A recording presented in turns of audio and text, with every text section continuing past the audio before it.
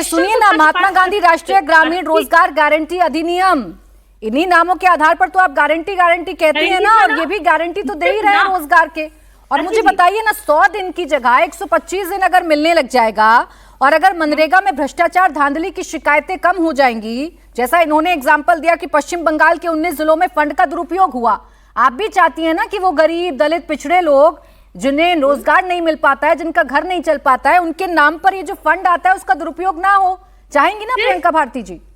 प्राची जी, सिर्फ नाम में गारंटी नहीं थी, नियत में भी गारंटी थी। सब तब 100 दिन की गारंटी थी, अब इनके सिर्फ नाम में गारंटी है। अच्छा, अब दिक्कत, अब 125 गारंटी नहीं है। सुनिए तो, इन्होंने कहा है कि जितना फंडिंग है, कैप लगाया है, क्या उतने लोगों को ही रोजगार देंगे? तो मैं समझ लेती हूँ।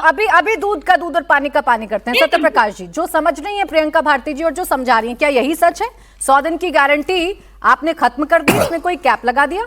नहीं, कोई गारंटी खत्म नहीं हुई है। पहली पॉइंट, महात्मा गांधी के सम्मान पर जो ये लोग बात रख रहे हैं, जब पहली बार भारत में स्वच्छता भारत अभियान लॉन्च हुआ, तो डेट याद है किस दिन से लॉन्च हुआ था?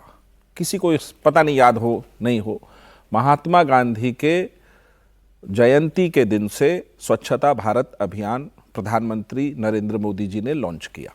तो ये सम्मान जो है, हमेशा गांधी जी का सम्मान सभी पार्टियां करती हैं, इसमें कोई तू मैं करने की जरूरत नहीं है। अब आया है कि विकसित भारत रोजगार गारंटी और आजीविका मिशन बिल जो भी है, उसको शॉर्ट फॉर्म में अचानक है कि जी राम जी की है, तो विपक्ष को राम से अब क्या दिक्कत है मुझे नहीं पता।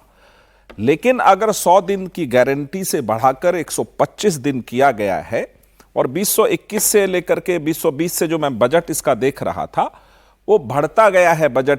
अनुमानित बजट पर जो मांग होती है वो बजट में निर्धारण होता है। 2021-22 में तो बजट में जितना अनुमानित था उससे ज्यादा रुपया जारी किया गया, इसमें 90,000 करोड़ के आसपास जारी किया गया। विपक्ष के पेट में मरोड़ आखिर है क्यों इस बात से? उसको मरोड़ इसलिए है कि जब प्रधानमंत्री नरेंद्र मोदी जी पहली बार सदन में बोल रहे थे, तो इन लोगों को लगा कि मनरेगा खत्म कर दिया गया है। उन्होंने जवाब देते हुए कहा, इस मनरेगा को तो मैं जिंदा रखूंगा, क्योंकि आपने देश की ये दुर्दशा की 70 सालों में कि आज भी ग्रामीण जीवन में गरीबी व्याप्त है, और यह बताना जरूरी है कि इसके दोषी आप हैं। वो तमाम लोग हैं उसके दोषी कि 70 साल तक भारत में गरीबी इस कदर रही कि 100 दिन का रोजगार लेने के लिए लोग कतार में खड़े रहे। ये बात उन्होंने बताई। अगर उसका बजट बढ़ाया हमने लगातार, उस बजट पर काम करते रहे, तो इनके पेट में मरोड़ नहीं उठा, क्योंकि इनको पता है कि मनरेगा था या अब जो जी राम जी स्कीम आया है, इन दोनों ही परिस्थितियों में भारत के ग्रामीण परिवेश में जो लोग इसमें रोजगार लेते हैं, उनको भारत सरकार की गारंटी का ठप्पा है। अब एक पॉइंट और है कि इसमें मनरेगा में धांधली बहुत थी कि ठेकेदार उनसे वो आधार कार्ड ले लेते थे, अकाउंट से पहले पैसा ले लेते थे, भ्रष्टाचार व्याप्त था इसमें। उसको रोकने के लिए जो बायोमेट्रिक्स प्रथा आएगी कि सीधे उसके अकाउंट में पैसा जाएगा, उसका रजिस्ट्रेशन होगा, उससे इन लोगों को थोड़ी दिक्कत हो सकती है।